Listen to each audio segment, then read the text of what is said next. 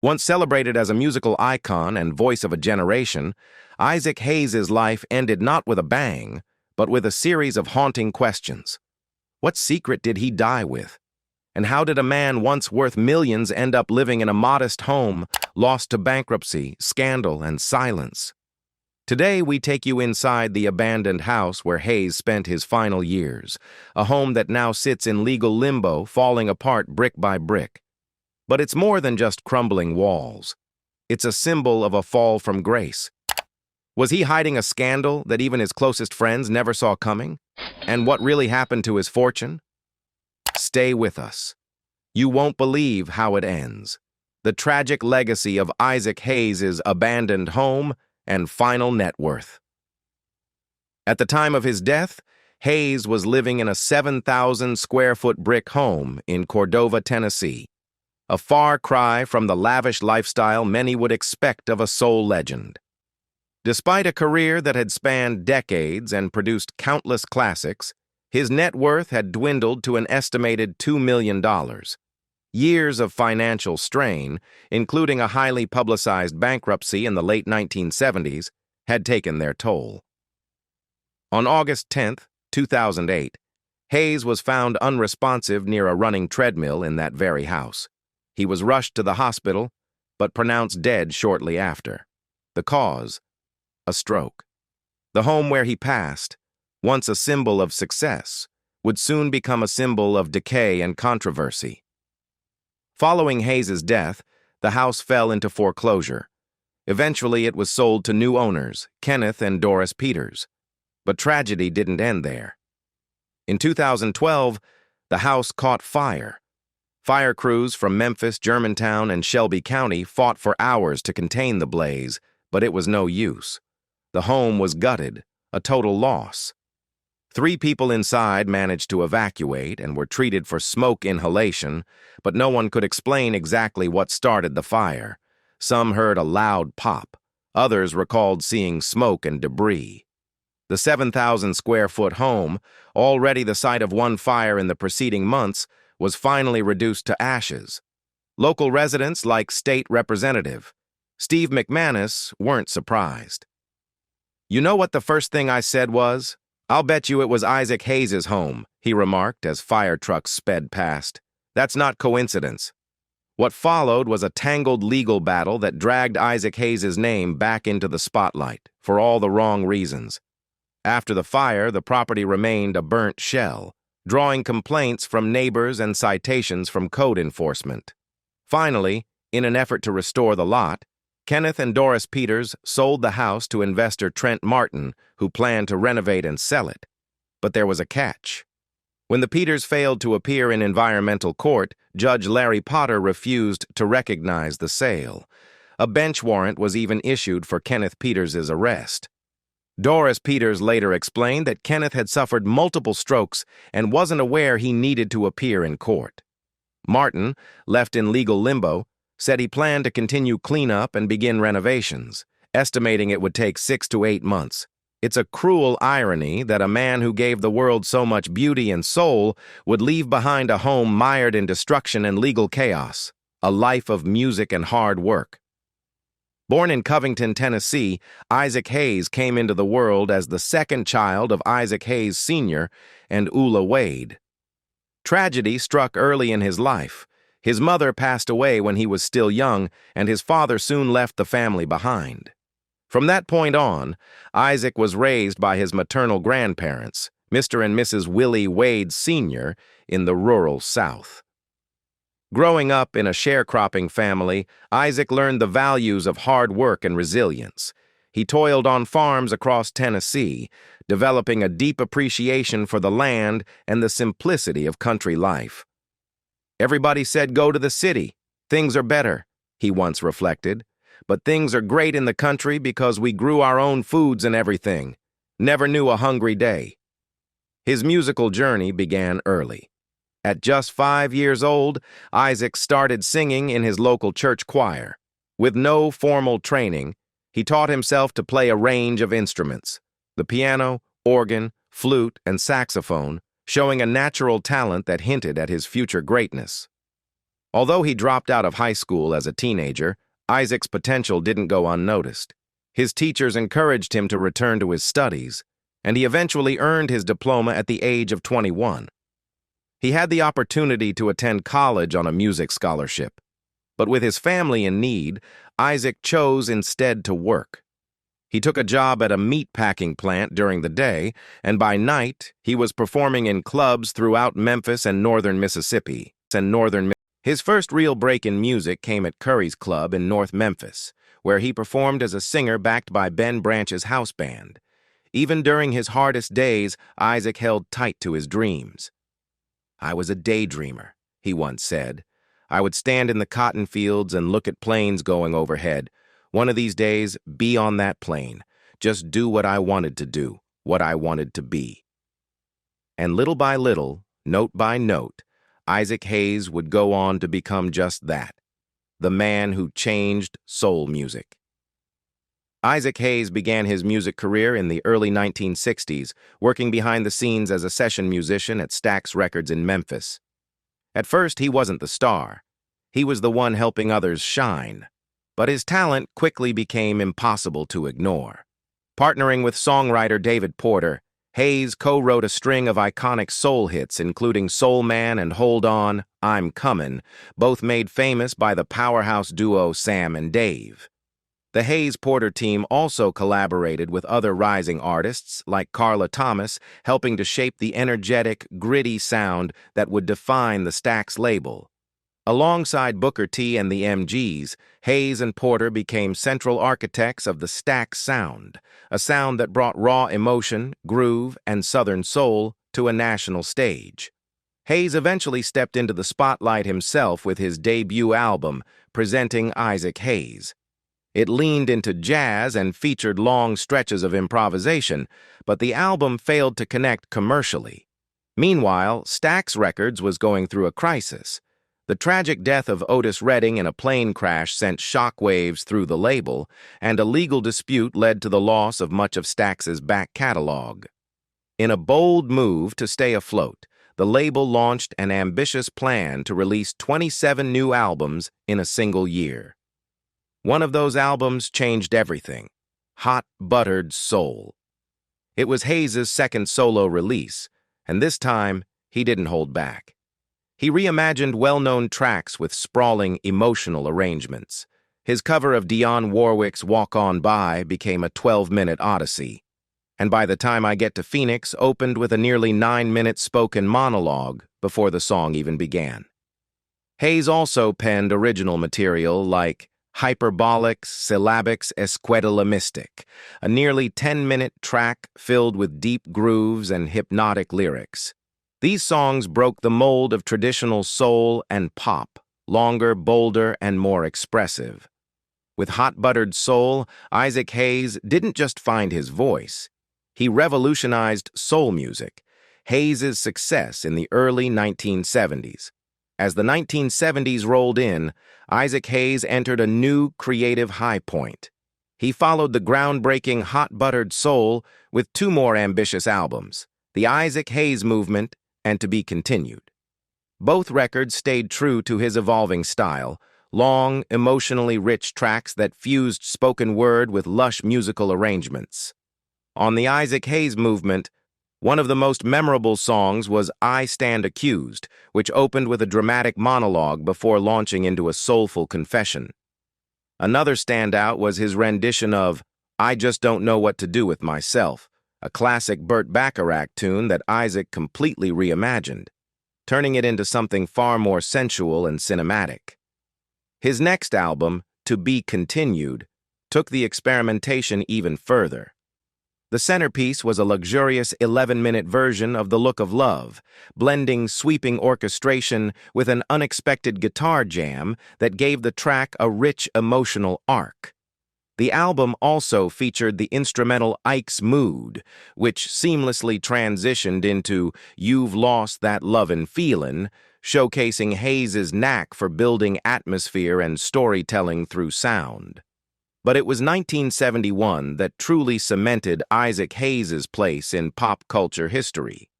That year, he composed the soundtrack for the film Shaft. and the theme song became an instant classic, with its funky wah-wah guitar, orchestral flourishes, and Isaac's unmistakable voice. Theme from Shaft shot to #1. Won on the Billboard Hot 100 and stayed there for 2 weeks. Hayes even made a cameo in the movie, further linking his image to the cool, unstoppable energy of the Shaft character. The soundtrack was filled with other standout tracks as well, including the gritty Soulsville and the nearly 20-minute Do Your Thing, which would later be edited down for radio play. Later that same year, Hayes released Black Moses, an album that deepened his legend. His cover of the Jackson 5's Never Can Say Goodbye gave the song a completely new life, slow, aching, and drenched in soul. He also recorded I Can't Help It, a track that wasn't included on the original album but has since become a favorite among fans, from music to movies and back again. Isaac Hayes accomplished a remarkable amount throughout his career, constantly evolving as both an artist and a cultural icon. After reaching superstar status in the early 1970s, Hayes became a prominent figure in the blaxploitation film movement, a genre that brought bold, streetwise stories about African-American life to the big screen. He didn't just contribute music, he stepped in front of the camera, too. He starred in 2 notable films, Three Tough Guys and Truck Turner. Not only did he act in them, but he also composed their soundtracks. Truck Turner, in particular, gained renewed attention decades later when Quentin Tarantino featured its gritty, funk-infused score in Kill Bill, introducing Hayes' sound to a new generation. While many African-American artists of the era embraced afros as a political and cultural statement, Hayes broke the mold with a completely shaved head. It became one of his most recognizable trademarks, along with his gold chains and deep, commanding voice. By the late 70s, Hayes was ready for a musical resurgence. He signed a new deal with Polydor Records and released a live duet album with Dionne Warwick that was met with success. That momentum carried into his studio project New Horizon, which featured Out of the Ghetto, a funky, socially conscious track that resonated with fans and showcased his ability to evolve with the times. Hayes also revisited his most iconic work by recording Shaft 2, a sequel to Theme from Shaft, and released Zeke the Freak, a track that would later be credited as an early influence on the emerging house music scene in the UK. Although his creative output remained strong, his albums no longer reached the commercial heights of his earlier work. Eventually, Hayes decided to step back from the music spotlight and pivot toward acting, opening up a new chapter in his already multifaceted career. He had serious financial problems. By 1974, Stax Records was in serious trouble. The label had expanded too quickly, and with declining record sales and limited distribution, its finances were crumbling. Isaac Hayes, one of its biggest stars, was caught in the fallout. He owed a significant amount of money to Union Planters Bank, the same bank that had been handling loans for Stax and many of its top artists. That September, Hayes took legal action, filing a $5.3 million lawsuit against the label. But with Stax unable to pay, the parties struck a deal. Hayes would be released from his recording and production contracts, and all of his income would go directly to Union Planters Bank to help settle his debt. Determined to move forward, Hayes launched his own label, Hot Buttered Soul, partnering with ABC Records for distribution. His first release under the new label was Chocolate Chip, an album that marked a clear shift in style. Embracing the rising disco trend, Hayes blended soulful grooves with dance floor energy. The title track and lead single, I Can't Turn Around, became a club favorite and would later influence the evolution of house music. Although Chocolate Chip was his last album to crack the top 40 for some time, Hayes didn't stop there. Later that year, he released Disco Connection, a fully instrumental album that leaned even further into the disco sound, a turn toward sports. Isaac Hayes, along with businessmen Mike Storin and Holiday Inn founder Kemmons Wilson, stepped into the world of professional sports in the mid-1970s by taking ownership of the ABA basketball team, the Memphis Tams. The team had previously been owned by the eccentric Charlie O. Finley, who was also the owner of the Oakland A's baseball team. Under the new ownership, the group rebranded the team as the Memphis Sounds and aimed to breathe new life into the struggling franchise. But there were conditions. The ABA gave them a strict deadline: sell 4,000 season tickets, bring in new investors, and negotiate a more favorable lease agreement with the Mid-South Coliseum. Despite their efforts, the group couldn't meet the league's requirements. As a result, the ABA stepped in and took control of the team. Ownership was transferred to a group in Maryland who renamed the franchise first the Baltimore Hustlers and then the Baltimore Claws. But the revival didn't last. The team folded during the preseason of the 1975-76 season, never playing a single regular season game under its new name. A creative revival and a stunning fall. In 1976, Isaac Hayes released Juicy Fruit, Disco Freak, an album that grabbed attention not just for its music but also for its bold cover art, featuring Hayes lounging in a pool surrounded by nude women. The album included the sultry title track and the emotional ballad Storm Is Over. Later that same year, he followed up with Groove-a-thon, which featured tracks like Rock Me Easy Baby and the upbeat title song. Both albums carried Hayes' signature blend of funk, soul, and disco influences, and while they were praised by critics, they didn't translate into strong sales. Behind the scenes, Hayes was facing a financial crisis. By the end of 1976, he and his wife had filed for bankruptcy, with debts exceeding $6 million. The fallout was devastating. He lost his home, most of his possessions, and perhaps, most painfully, the rights to his future music royalties. That included the songs he had written, performed, and produced. Some of the most influential soul records of the era, from The Fresh Prince to South Park. Beyond his music career, Isaac Hayes made plenty of memorable appearances on television. One fan-favorite moment came when he guest-starred on The Fresh Prince of Bel-Air, playing a Las Vegas minister who was hilariously pretending to be Isaac Hayes himself. It was a lighthearted, self-aware performance that left audiences laughing. In the mid-1990s, Hayes made a notable return to music with the album Branded. Filled with fresh material, the album was praised by critics as a throwback to his classic soul sound, emotional, rich, and unmistakably Hayes. Around the same time, he also released Raw and Refined, a collection of previously unreleased instrumental tracks that blended older recordings with newer creations. Hayes wasn't afraid to have fun with his legacy either. He showed off his sense of humor and funk roots by producing a Shaft-inspired remix of the Beavis and Butt-Head theme, an unexpected but perfectly on-brand collaboration. Then came the role that introduced Hayes to a whole new generation, the voice of Chef on South Park. As the lovable, soulful school cafeteria worker, Chef was always ready with romantic advice, and usually delivered it in the form of smooth, funky songs. One of those songs, Chocolate Salty Balls, became a surprise chart-topping hit, from comedy to controversy. Isaac Hayes' time on South Park came to an abrupt and controversial end in 2006.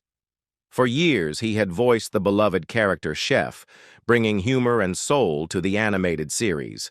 But tensions rose after the show aired a 2005 episode that satirized Scientology, a religion Hayes personally followed. While Hayes had previously supported South Park's no-holds-barred approach to comedy, he felt this particular episode went too far. In early 2006, he officially announced his departure from the show, stating that while satire had its place, mocking someone's deeply held spiritual beliefs crossed a line.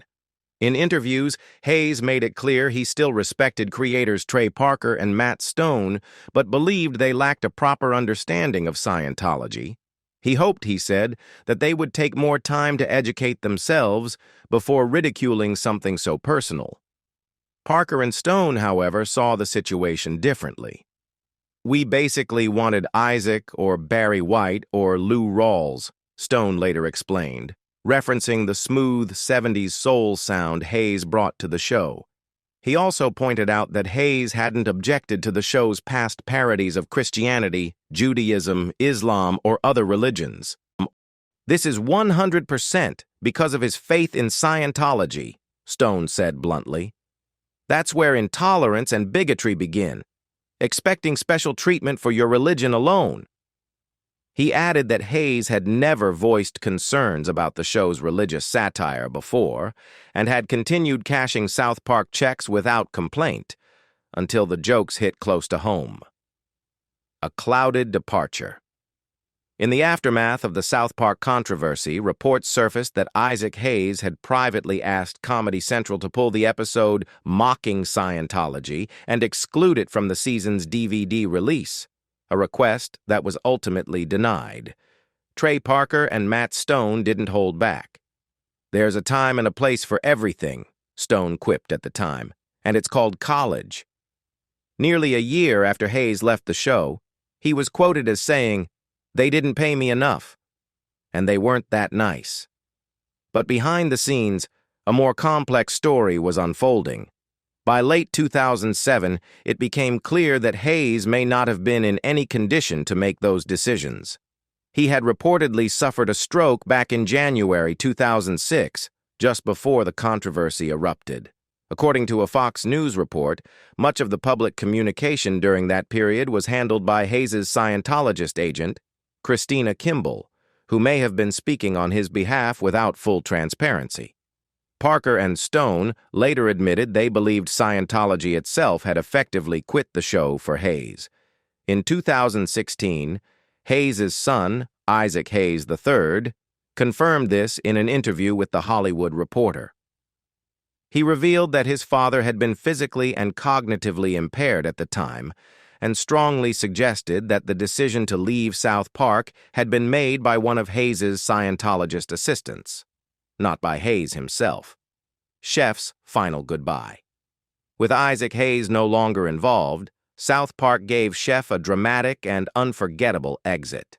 To piece together his final appearance, the show's creators used pre-recorded audio clips from past episodes, Hayes' voice stitched together one last time.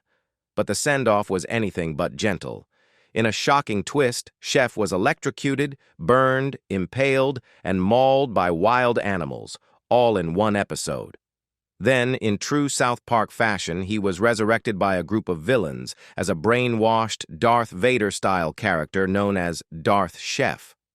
When someone once asked what he thought of the character Chef, Hayes offered a sly smile. "He's a different kind of character," he said. "One thing about him, he's very candid. He spares nobody's feelings. And I guess he's known for his oversized libido."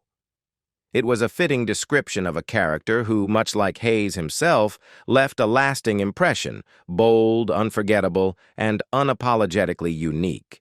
His life after South Park and his final days. After leaving South Park, Isaac Hayes saw a sharp decline in income, but he was determined to keep performing and touring. He still loved the stage and planned to stay connected with fans through live music. In January 2007, he performed a show in New York City, but something felt off. A Fox News reporter who had known Hayes for years noticed he wasn't quite himself. Though he sat at the keyboard, it looked more like he was pretending to lead the band than actually playing. His singing was noticeably slower, and the usual energy that defined Isaac Hayes just wasn't there. The following year, Hayes appeared as a guest on The Adam Carolla Show, and again, something seemed wrong. His answers to questions were disjointed and confusing, raising concerns about his health. One caller even asked if he might have been under the influence. The hosts joked about his odd responses by replaying them on air. Hayes, for his part, admitted he had tried marijuana once, but said he didn't use it anymore. He also confirmed he was no longer in touch with South Park creators Trey Parker and Matt Stone, a sign that their falling out had left lingering wounds. That spring, Hayes made a small return to the screen, playing himself in the movie Soul Men, a film centered on the legacy of Stax Records, the label where he got his start. Tragically, by the time the movie was released in November 2008, both Hayes and his co-star Bernie Mac had passed away. Hayes's health and sudden death. In his later years, Isaac Hayes faced ongoing health challenges. In 2006, it was revealed that he had suffered a stroke, news he later confirmed publicly, though few knew just how serious his condition had become. Then on August 10, 2008, tragedy struck. Hayes, 65, was found unresponsive on the floor near a running treadmill at his home in Memphis. His family immediately called for emergency help, but despite efforts to revive him, he was pronounced dead upon arrival at the hospital. Doctors later confirmed that the cause of death was a stroke. It was a quiet, heartbreaking end for a man whose voice and vision had once thundered through soul music, changing it forever. Questions that need answers. Isaac Hayes' death left behind a wave of shock, grief, and unanswered questions. Fans, friends, and family were devastated, and many were left wondering about the circumstances surrounding his final days. One of the biggest concerns was this: Hayes had suffered a stroke just 2 years before his death, so why was he alone on a treadmill when he collapsed? Stroke survivors typically require close supervision, ongoing care, and tailored rehabilitation to avoid complications. There are also lingering questions about the kind of medical treatment he received after his stroke. Effective recovery often involves a team of specialists, neurologists, therapists, and sometimes psychiatrists. In many cases, medication plays a crucial role in helping the brain heal. But here's where things become more complicated. Hayes was a practicing Scientologist. The Church of Scientology is known for its opposition to psychiatry and psychiatric medications. Could these beliefs have influenced his recovery and limited the care he received? It's a difficult question, and one without a clear answer. We may never know the full truth about the choices made during his final years. But for those who admired Isaac Hayes, it remains a troubling part of his legacy, raising important concerns about health, belief, and the silence that followed a brilliant voice. His estate and musical legacy. Isaac Hayes' passing didn't just leave behind a musical legacy. It also raised complicated questions about his estate. Over the course of his career, Hayes wrote and performed some of the most legendary soul tracks of all time, many alongside his longtime collaborator, David Porter. From the Oscar-winning theme from Shaft to unforgettable songs for Sam and Dave and Carla Thomas, his influence on music was undeniable. But there's a twist.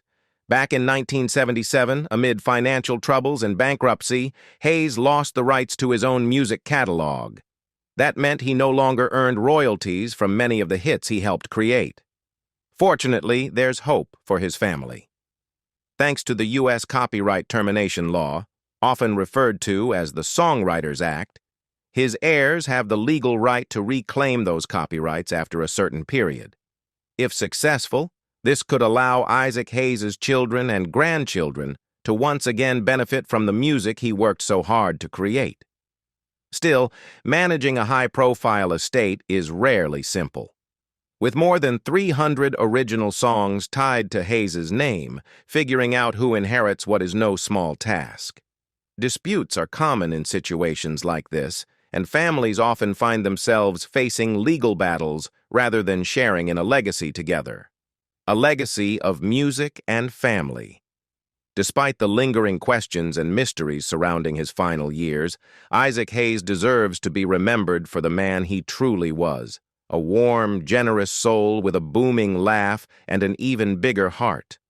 In his later years, Hayes found happiness in love once again, marrying Adjoa before suffering his stroke. Friends say he was in a good place emotionally and creatively. In fact, there were even discussions about a comeback album after his stroke. But sadly, it never came to be. In 2010, the state of Tennessee paid tribute to his legacy in a lasting way by naming a stretch of Interstate 40 the Isaac Hayes Memorial Highway. The special dedication runs from Sam Cooper Boulevard in Memphis to the Fayette County line, right through the heart of the region that shaped him. The ceremony was held on his birthday that August, a fitting celebration of the music and spirit he gave to the world. Isaac Hayes' personal life was as full as his music career. He was the proud father of 11 children, grandfather to 14, and great-grandfather to 3. Over the years, he was married 4 times.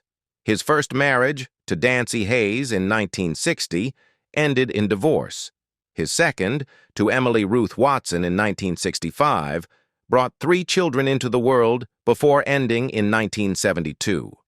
He married Mignon Harley in 1973 and had 2 more children. During this time, Hayes faced serious financial challenges, and the couple ultimately filed for bankruptcy before divorcing in 1986. His 4th and final marriage, to Adjoa, brought him even more joy. They welcomed a son, Nanak Kwadwo Hayes, in 2006.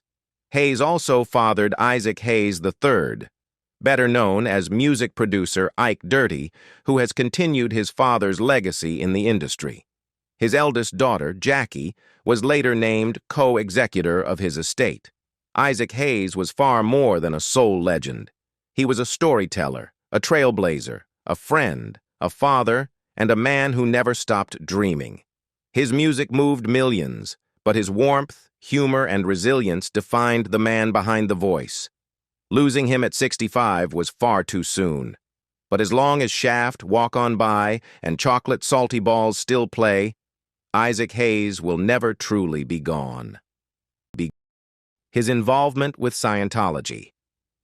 Now let's take a moment to talk about Isaac Hayes' connection to Scientology and his dedication to giving back. Hayes first became involved with the Church of Scientology in 1993 when he took his first course. Drawn to its focus on self-improvement and personal growth, he continued to engage with the religion for many years. He even contributed positive messages to books about Scientology and appeared in Orientation, a film designed to introduce newcomers to its teachings. But Isaac's interests extended far beyond religion. He was deeply passionate about community work and wellness. In 1996, he began hosting the Isaac Hayes and Friends radio show in New York City, using his platform to share not only music, but messages of empowerment. Around that time, he also teamed up with vegan chef Elijah Joy and his company, Organic Soul Incorporated, which promoted healthy eating and holistic nutrition, values Hayes supported wholeheartedly. In 1998, he joined fellow celebrities at a special event in Washington, D.C., celebrating the 30th anniversary of Freedom Magazine, a Scientology-affiliated publication that focused on human rights and investigative journalism. Hayes remained an active promoter of the religion, but his outreach didn't stop there. In 1999, he founded the Isaac Hayes Foundation, a nonprofit committed to improving lives through education, health initiatives, and other humanitarian efforts. He believed in creating real change, especially for underserved communities. He also lent his voice and influence to global causes. In 2006, he appeared in a music video for Youth for Human Rights International, an organization that educates young people about their rights. Hayes was also involved in the One campaign, working alongside other activists to combat extreme poverty and preventable diseases around the world. For Isaac Hayes, it wasn't just about fame or faith. It was about using his voice and his heart to make a difference. That's a wrap for this video. Thanks for hanging out with us. If you enjoyed it and want to hear more, don't forget to subscribe to our channel and hit the bell icon so you'll be notified when the next video drops. See you next time.